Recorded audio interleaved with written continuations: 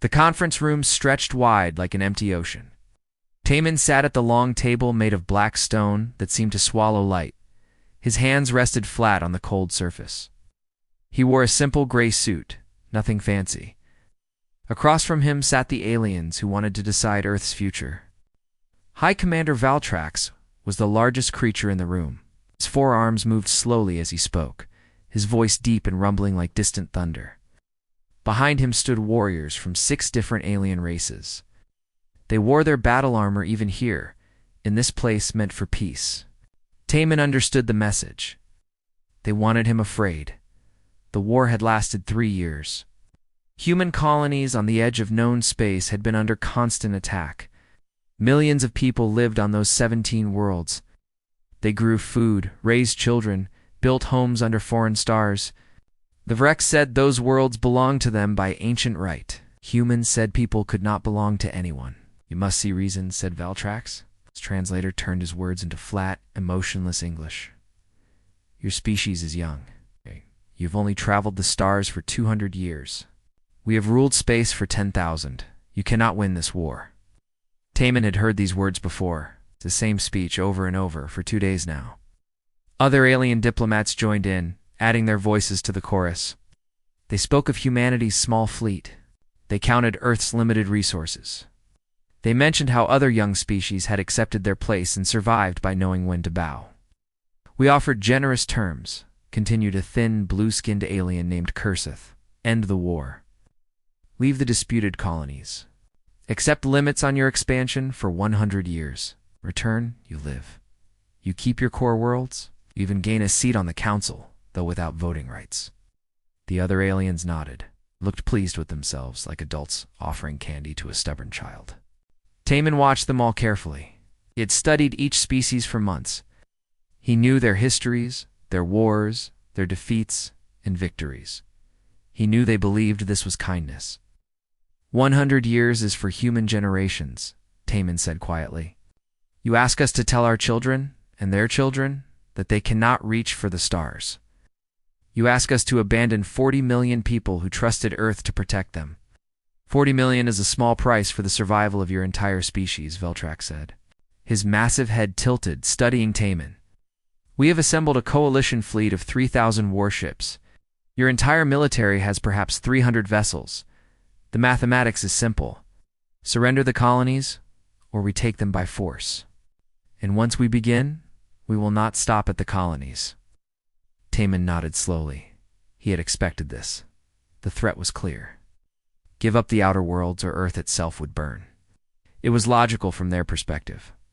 Overwhelming force, clear path to victory. Standard galactic politics. "I need to consult with my government," Taman said. Valtrax's lips pulled back, showing rows of sharp teeth. It might have been a smile, of course. "We are not unreasonable. You have until tomorrow at this same time. Consider carefully, Ambassador Taman. Consider the weight of your entire species resting on your next words." The session ended. Taman walked through the station's corridors toward the human section. The station was called Olympus Reach, built by the Council centuries ago. It orbited a dead star, chosen because no species could claim it as theirs. The halls were too tall for humans, made for larger beings. Taman felt small here, and he knew that was intentional. His assistant, a young woman named Kyung-Soo, met him at the door to their quarters. She held a secure tablet, its screen showing encrypted messages from Earth. "Admiral Hajin sent confirmation," she said softly. "Everything is ready. All platforms are in position. She awaits your word." Taman took the tablet and read the message. Lines of code, position markers, fleet dispositions. The plans they had made in secret for over a year, hoping they would never need to use them. He felt tired suddenly, older than his 60 years. "Do you think they will accept our answer?" Kyung-Soo asked. "No," Taman said. "They have already decided we will surrender. They cannot imagine any other outcome. That is both their strength and their weakness." That night, Taman did not sleep. He sat by the window of his quarters looking out at the stars. Somewhere out there was Earth. Somewhere out there were those 17 colonies, full of farmers and teachers and children who had never known life on humanity's homeworld. They had been born under alien suns, but they were still human. they still mattered. He thought about the weapon systems now moving into position. Thought about what would happen when he gave his answer tomorrow. The galaxy would change. Humanity would change. It would be no going back. At dawn, station time, he prepared himself. He put on the same gray suit. He ate a small breakfast. He walked back to the conference room with steady steps. The aliens were already seated. They looked confident. Some were smiling. They believed they knew how this would end. Tay-Min sat down. Veltrax leaned forward. "Have you consulted with Earth? Do you bring wisdom today, Ambassador?" "I have consulted with my government," Tay-Min said. "We have considered your offer carefully. We have examined it from every angle. We have thought about our people, our future, and our responsibilities." And Valtrax prompted Tay-Min met the High Commander's eyes. "Our answer is no. We will not abandon our colonies. We will not accept limits on our expansion. We will not surrender." The room fell silent.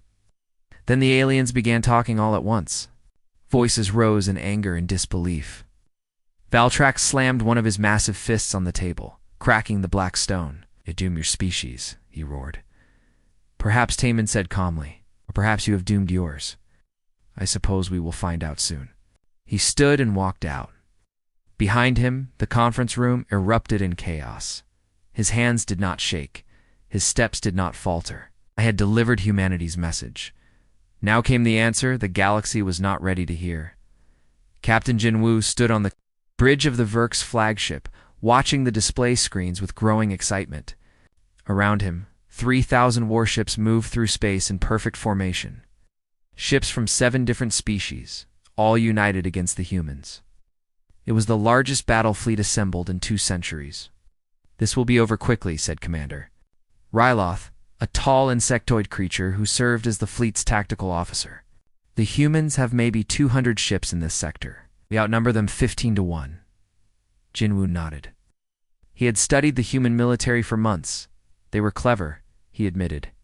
Their tactics were creative, but cleverness could not overcome such massive numerical advantage. The math was simple and brutal. The fleet had crossed into human space 7 hours ago. Their target was the colony World Haven, home to 6 million humans. After Haven fell, they would move to the next colony, then the next. Valtrax had given clear orders. Accept no surrender until all 17 colony worlds were occupied. Show the humans the price of defiance. "Sir, we are approaching the outer marker," reported the sensor officer. "Entering weapons range in 30 minutes. Still no sign of human fleet." "They are hiding," Ryloth said confidently, "waiting to ambush us. Standard human tactics." But the minutes passed, and no human ships appeared. The fleet moved deeper into the system. Haven's orbital stations came into sensor range. They were evacuating, Jinwoo saw. Civilian transports fleeing toward the outer planets. Smart, but pointless. There was nowhere to run. "Sir," the sensor officer said. His voice had changed. "I'm detecting something. Multiple contacts. Very small, moving toward us at high speed." "Fighters?"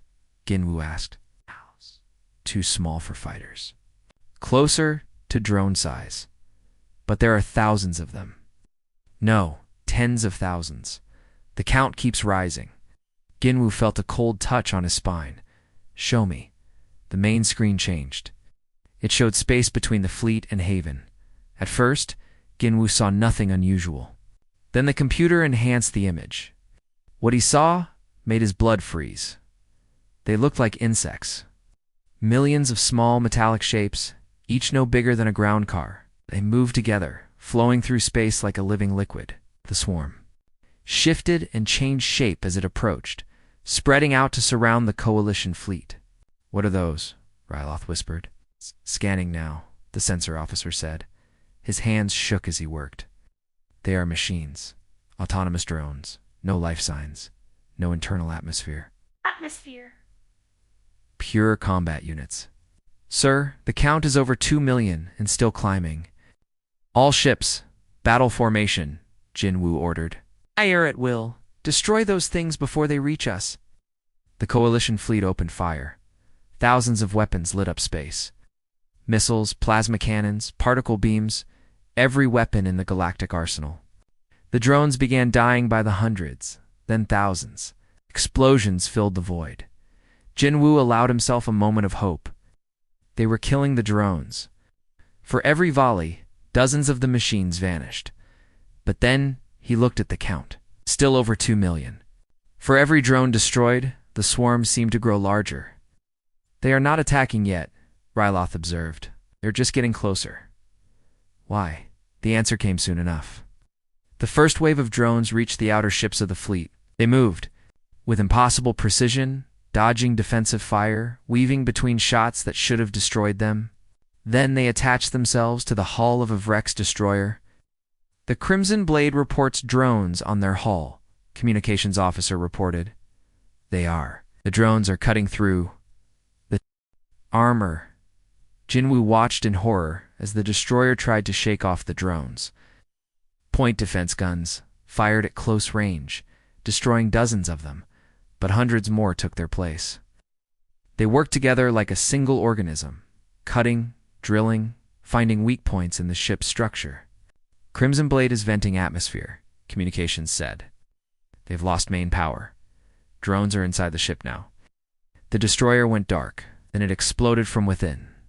Torn apart by the machines that had invaded it, the swarm learned. Jinwoo saw it happening in real time. The drones adapted to every defensive measure. When ships used electromagnetic pulses, the next wave of drones was shielded against it. When plasma fire proved effective, the drones changed their approach angle to minimize exposure. They were learning from every destroyed unit, becoming more efficient with each passing minute. All ships fall back, Jinwoo ordered. Reform at coordinates, sir. They are surrounding us, the sensor officer interrupted. We cannot retreat. They have us boxed in. The battle became a massacre, not a fight between warriors, but an extermination. The drones did not communicate. They did not demand surrender. They simply executed their function with perfect, heartless efficiency. Ships died one by one. Cruisers, destroyers, carriers, it made no difference. The swarm overwhelmed them all. Some ships tried to run. The drones were faster. Some ships tried to fight. The drones were too many. Some ships tried to surrender. The drones did not care. Jinwoo's flagship was one of the last ships still fighting. Around them floated the wreckage of the Great Coalition fleet. 3,000 ships, reduced to debris in less than 2 days. Send a message, Jinwoo said. His voice was calm now. He had accepted what was coming. Send it to all council worlds. I can tell them what we saw here. Tell them the humans did not send soldiers to fight us. They sent machines. Tell them the drones hit the flagship. Hundreds at first, then thousands. The ship's weapons were empty, ammunition exhausted. The crew could only wait. Jin-Woo recorded a final message as the machines cut through the bridge door. They are not fighting us like an enemy, he said into the recorder. They are processing us, like removing trash. We never mattered to them at all. We were just a problem to be solved. The drones entered the bridge. Jinwoo closed his eyes. In the silence after the battle, the swarm reorganized itself. Millions of drones, maybe half destroyed during the fighting. They gathered the useful wreckage, broke down the metals and components. Then they moved to the next system, waiting for the next target. No human ship had participated in the battle. No human had died. The machines had done all the work, following programming written months ago. Back on Earth, Admiral Hijian received the battle report and allowed herself one moment of grief for the dead aliens. Then she prepared for the next phase.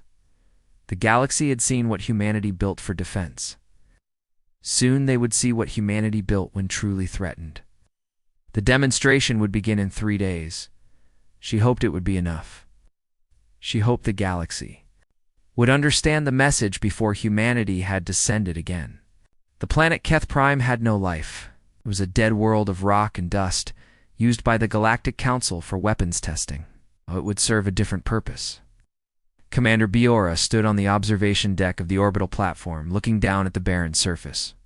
Around her stood representatives from 40 different alien species, all invited to watch what humanity had prepared. "Thank you for coming, Admiral Hedgen," said to the assembled aliens. She wore her dress uniform, dark blue with silver stars. Her hair was pulled back tight, and her face showed no emotion. Today we will demonstrate humanity's full military capability.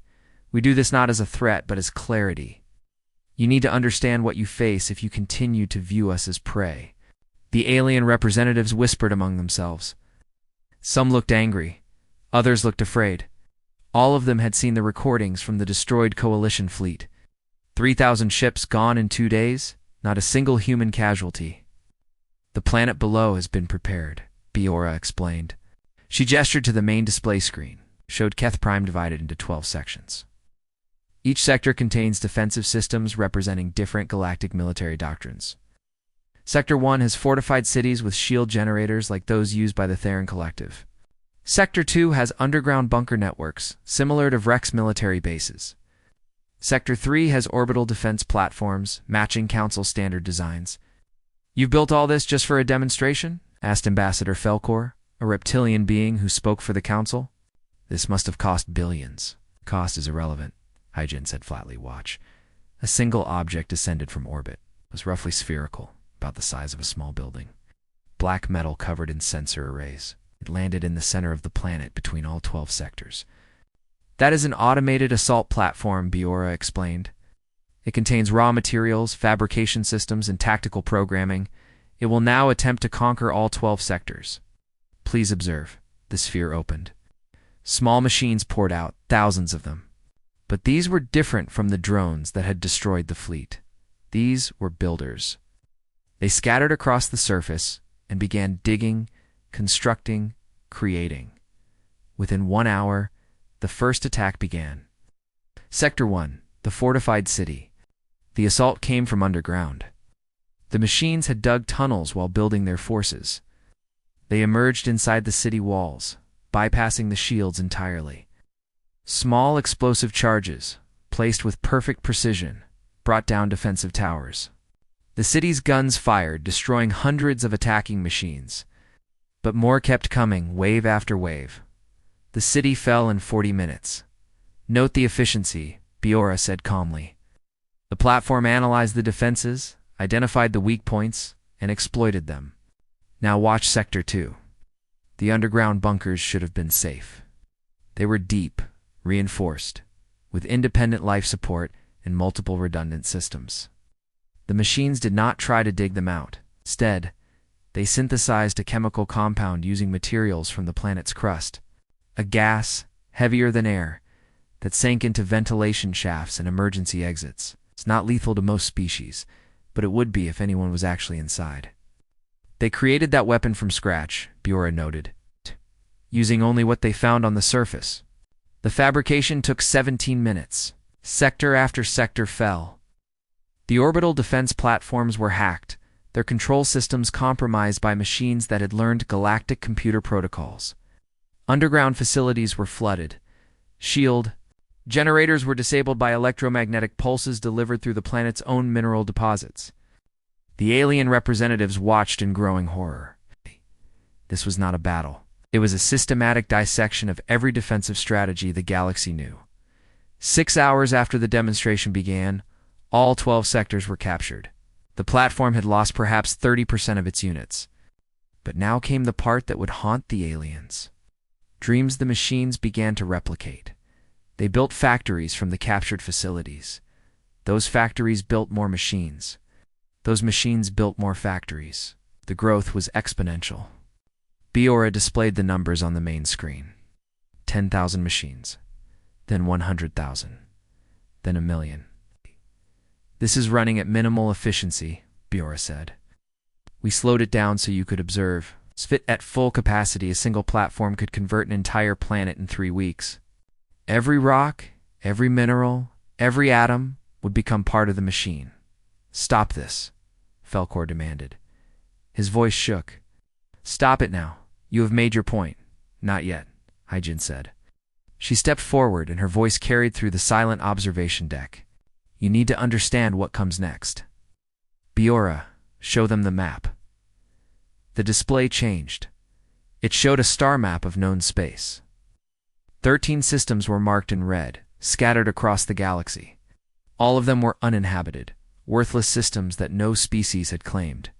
"We have placed dormant fabrication cores in these 13 systems," Hyjin said. "They are hidden, hardened, and impossible to find without very specific scanning equipment.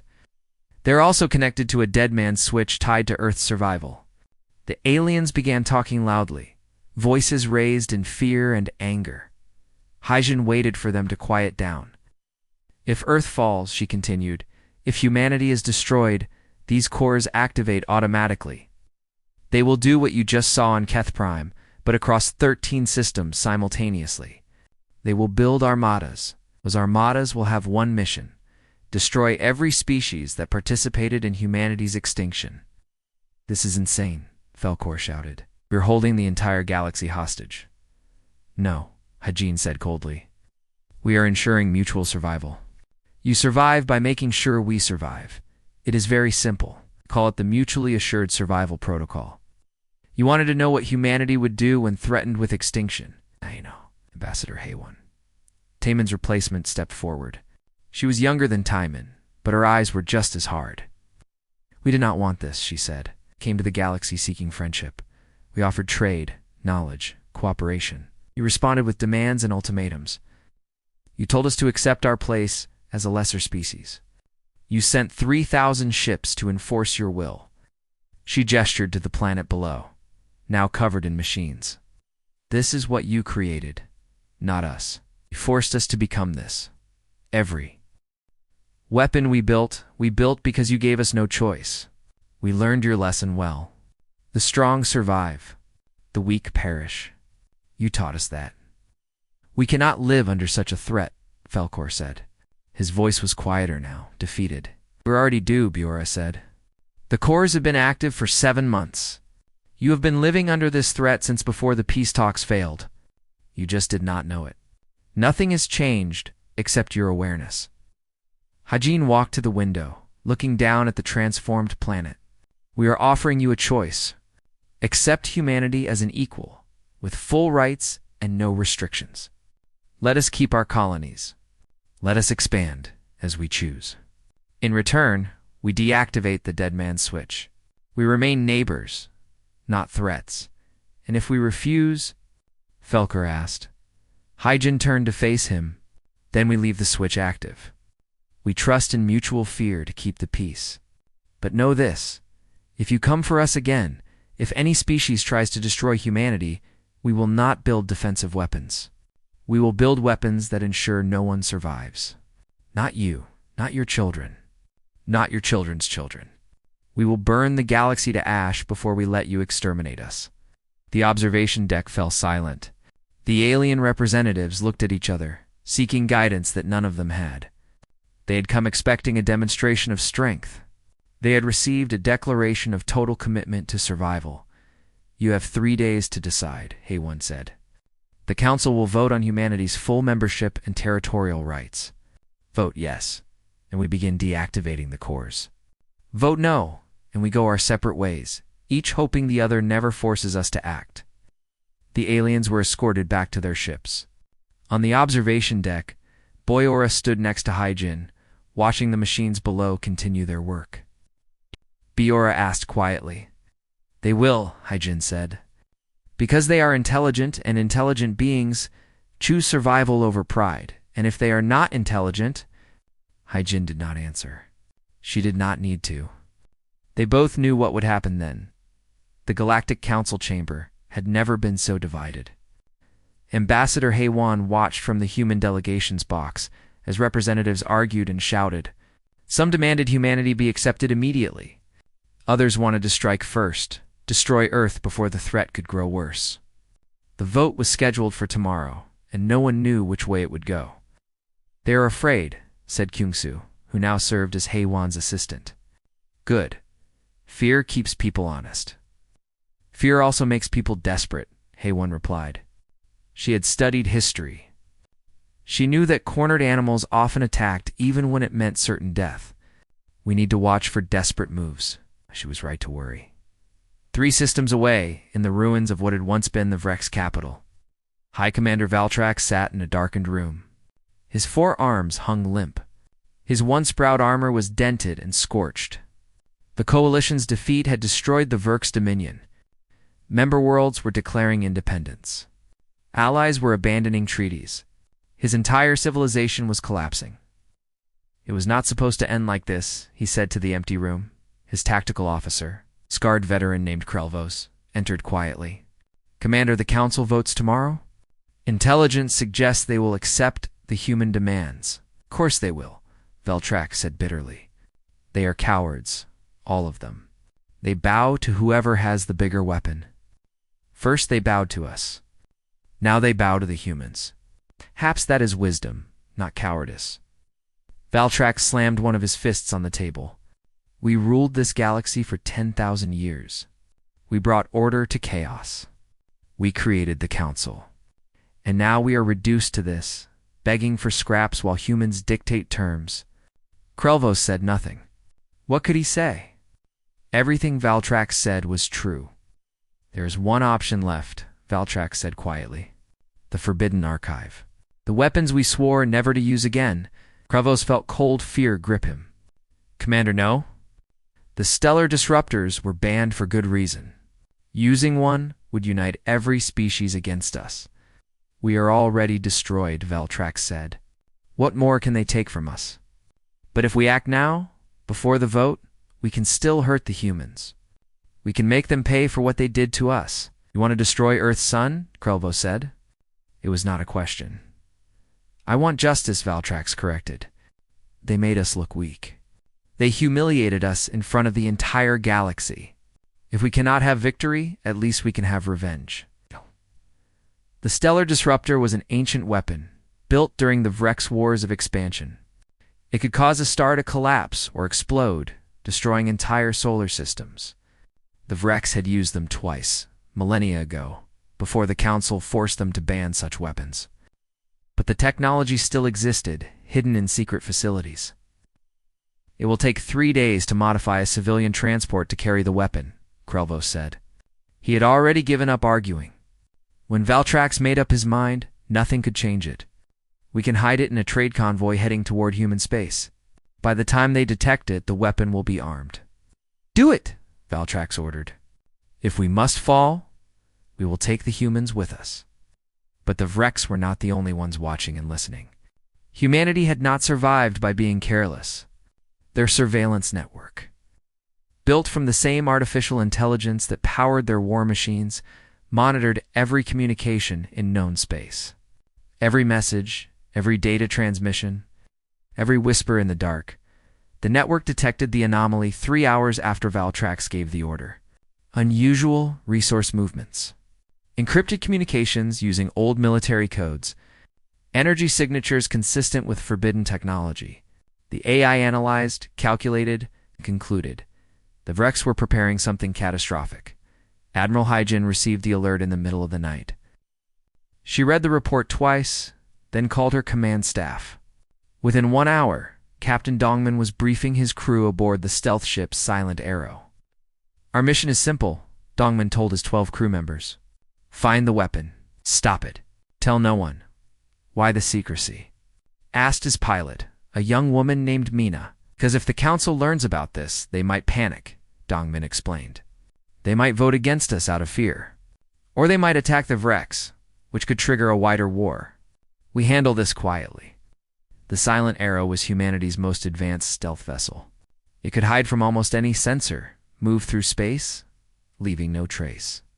For 3 days, it shadowed the Vrex convoy, a line of cargo ships moving toward human territory. The convoy looked normal, but the AI had identified which ship carried the weapon. "It is the third ship from the back," Mina said, checking her sensors. "The one painted red. Definitely heavier than it should be for a cargo hauler." "Can we board it without being detected?" Dongman asked. "Maybe, but they will know something is wrong when 12 crew members suddenly appear inside their ship. Then we need to wait for the right moment." That moment came on the 4th day. The convoy passed through an asteroid field, a common shortcut used by civilian ships. The asteroids would mask sensor readings. The Vrex crew would be focused on navigation. Perfect. Silent Arrow matched course with the red cargo ship. moving so close the two holes almost touched. Dongmin and his team suited up, magnetic boots ready. They crossed the gap in silence, attaching themselves to the wrecked ship's outer hull. "Cutting through now," whispered Sung-ho, their engineer. He used a plasma torch, carefully controlled to avoid triggering alarms. The metal glowed and parted. One by one, they entered the ship. Inside was darkness and strange alien smells. The wrecked ship was larger than human vessels, built for creatures twice their size. They moved through cargo bays filled with containers. Following the energy signature to the weapons location, they found it in the main hold. The stellar disruptor was massive, a cylinder of dark metal covered in cables and cooling systems. It was already armed, the countdown showing 6 hours remaining. "Can you disarm it?" Dongmin asked Sung-ho. "Not quickly," Sung-ho said, studying the device. "This is old Virix military technology. If I make one mistake, it might detonate early, or trigger an alarm." "Then we take it," Dongmin decided. "All of it. Load it on the silent arrow." "Sir, that thing weighs 40 tons. Then we better work fast." It took them 2 hours. 2 hours of careful cutting, lifting, moving. 2 hours of holding their breath every time the Vrex crew walked past. But they got the weapon out, transferred it to their ship, and sealed the hole behind them. The Vrex did not discover the theft until the convoy reached its destination. By then, Silent Arrow was long gone, carrying the weapon to a secure facility where human scientists could study it. But Dongmin did not stop there. Humanity had learned something important from the galaxy. When someone tries to kill you once, they will try again.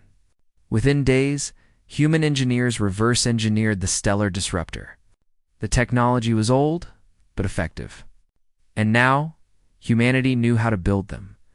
Admiral Hai-Jin stood before the Galactic Council on the day of the vote. She had not planned to speak, but recent events required it. The chamber fell silent as she approached the central platform. "Before you vote," she said, her voice echoing through the vast space, "you should know that the Vrex attempted to destroy Earth's sun using a stellar disruptor. We stopped them. We captured the weapon. And we now understand how to build them." Now the chamber erupted. Valtrax, present as an observer, tried to leave but was stopped by Council security. Haewon watched as the High Commander was taken into custody, his shoulders slumped in defeat. Hai-Jin held up her hand for silence. "We could keep this secret. We could hide this capability and use it when necessary. But we have learned that secrets breed fear, and fear breeds war. So instead, we offer transparency." She activated a display showing technical schematics of the stellar disruptor. The aliens gasped as the information appeared before them, complete and detailed. Hai-Jin was sharing everything, holding nothing back.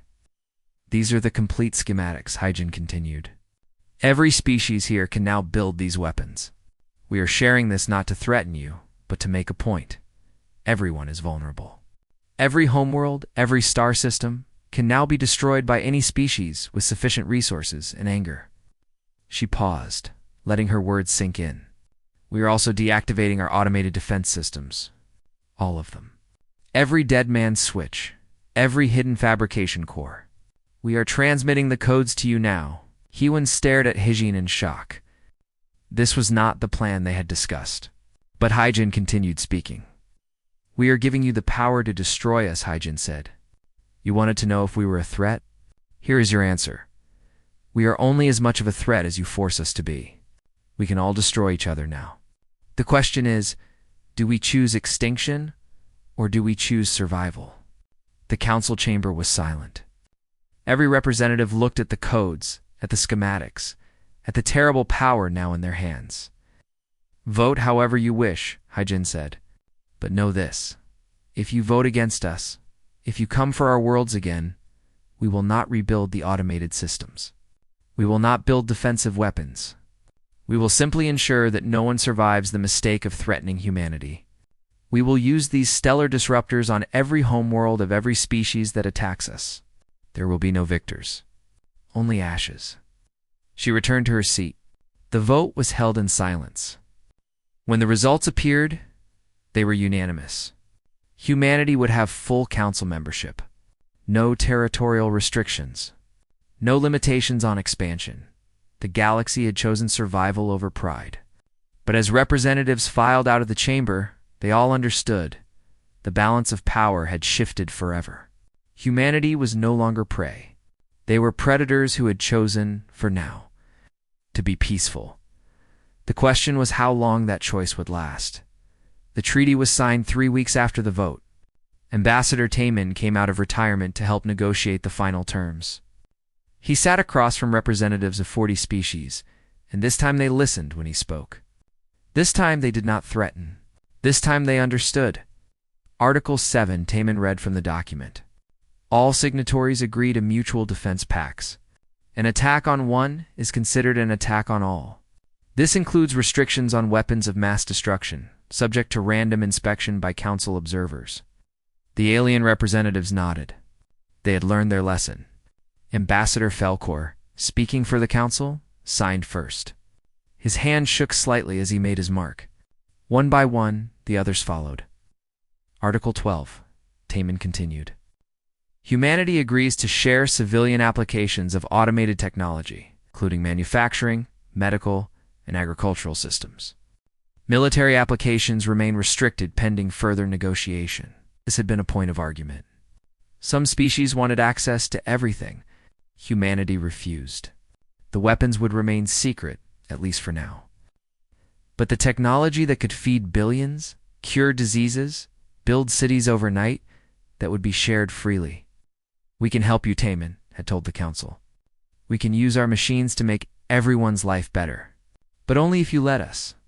Only if you accept that we are partners, not threats. The galaxy was learning to accept it. In the ruins of the Vrex Dominion, change came slowly. The member worlds that had declared independence were struggling. Centuries of relying on the central government had left them unprepared for freedom. Food shortages, economic collapse, civil unrest. Humanity could have watched and done nothing. Could have let the Vrex suffer as payment for their attempted no Sid. But that was not who humanity wanted to be. Dr. Sunhee led the humanitarian mission. She was the architect of humanity's automated weapon systems. The woman who had designed the machines that killed 3,000 ships. Now she used those same machines to build farms and hospitals. Why help us? Asked Governor Ralker, leader of a former Vrex colony world. His people were starving. His cities were crumbling. We tried to destroy you. You did, Sunhee agreed. She stood in the middle of a barren field, watching as construction drones began to work. They were building a vertical farming complex, capable of feeding 1 million people. But the people who are suffering now are not the ones who made that choice. Your children did not vote for war. Your farmers did not attack our colonies. So we help, because that is what intelligent beings should do. Ralkor watched the machines work. They moved with the same efficiency they showed in battle, but now they were creating instead of destroying. We fear you, he admitted quietly. Good son, he said. Fear keeps people cautious.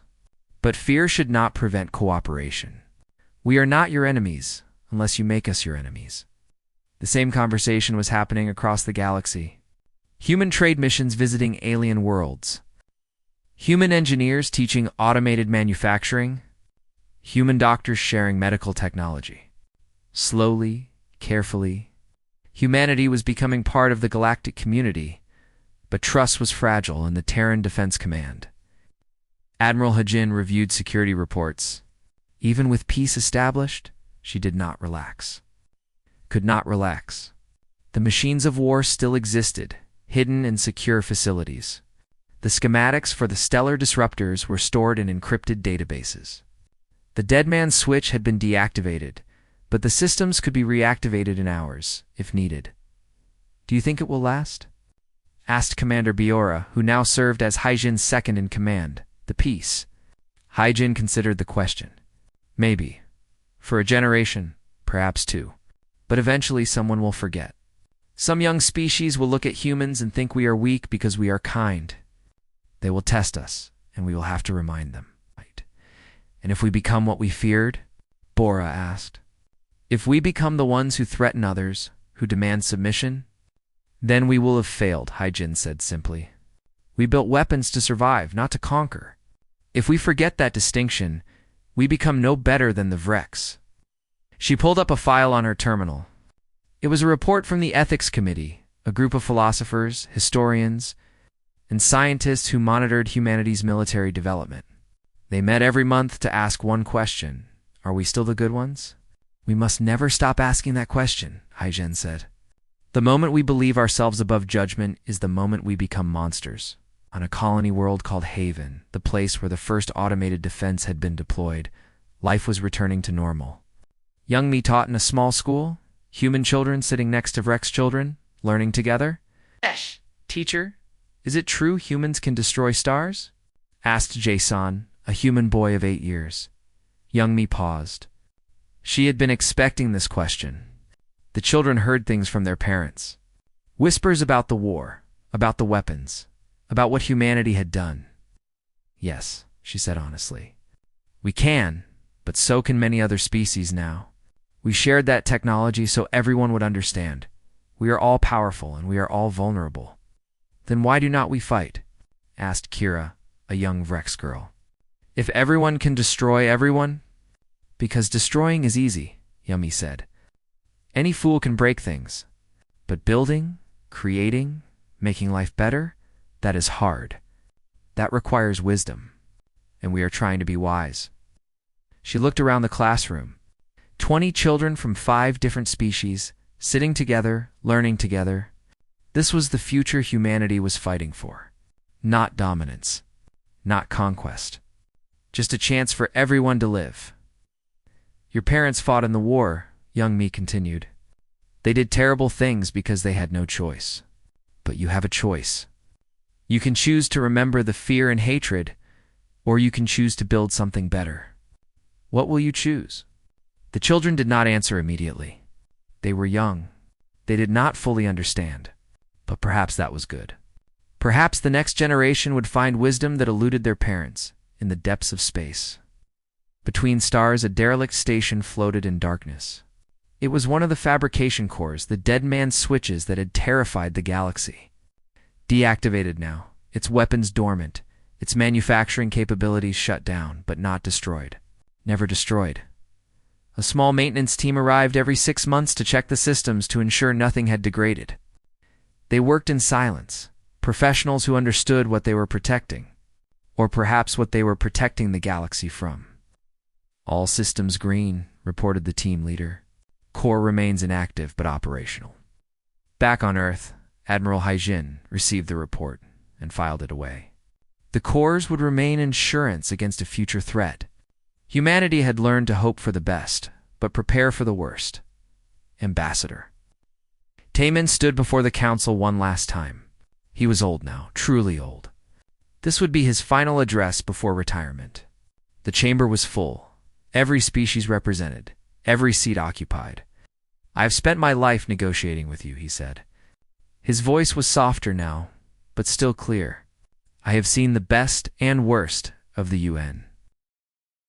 Galaxy.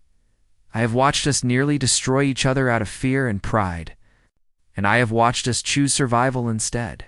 He paused, gathering his strength. The peace we have is fragile. It depends on everyone remembering what we learned. We learned that strength without wisdom leads to tyranny. We learned that wisdom without strength invites destruction. We learned that survival depends on balance. The aliens listened quietly. Even those who had opposed humanity now showed respect. A species came to the stars hoping for friends, Taemin continued. We found fear instead. We found those who would destroy us rather than accept us as equals. We responded with weapons that terrified you. But we never wanted that. We wanted what we still want, a chance to exist, to grow, to be part of something larger than ourselves. He looked around the chamber, making eye contact with representatives from dozens of worlds. The next generation will not remember the war. They will grow up in a galaxy where humans and aliens work together. They will not understand why we were afraid of each other. That is good. That means we succeeded. Taemin stepped down from the podium. The chamber erupted in applause, a rare moment of unity. He walked slowly to his seat, where Haewan waited. Do you think they will remember? She asked quietly. Some will, Taman said. Others will forget, and we will have to teach them again. That is the burden of peace. It must be maintained constantly, or it slips away. Years passed. The Vrex Dominion reformed itself as a democratic federation. The council expanded, adding new members from species that had once been considered too primitive. Trade flourished. Technology advanced. The galaxy entered what historians would later call the First Golden Age. But in the secure facilities beneath Earth's surface, the weapons waited. The drones. The fabrication cores. The stellar disruptors. All inactive. All maintained. All ready. Admiral Haijin, now old herself, visited the main facility one last time before her retirement. She walked through the silent corridors, past the sleeping machines of war. Her assistant, a young officer named Tehayan, walked beside her. Do you regret building them? He asked. Every day, Haijin said. But I would build them again if I had to. We had no choice. They would have destroyed us. And if someone threatens us again? What then? Haijin stopped walking. She turned to face the young officer. Then you will have to make the same choice we made. Do we survive by any means necessary? Or do we accept extinction with dignity? I cannot answer that for you. Every generation must answer it for themselves. They continued walking. At the end of the corridor was a memorial wall. Names carved in stone. Not human names, but alien names. The crew of the 3,000 ships that humanity's machines had destroyed, Valtrax Jinwu, thousands of others who had died in a war no one wanted. We remember them, Haijin said. We remember that our survival came at a cost. We do not celebrate our victory. We mourn the necessity of it. She placed her hand on the wall, feeling the carved names beneath her fingers. This is who we are. We are survivors who wish we did not have to be. We are killers who hate killing. We are powerful beings trying desperately to be good. That tension, that contradiction, that is what makes us human. Tehayan nodded slowly. He would carry this lesson forward. He would remember above them, on the surface, children played in parks. Humans and aliens together, laughing, learning, growing. They did not know about the weapons sleeping below. They did not need to know for now.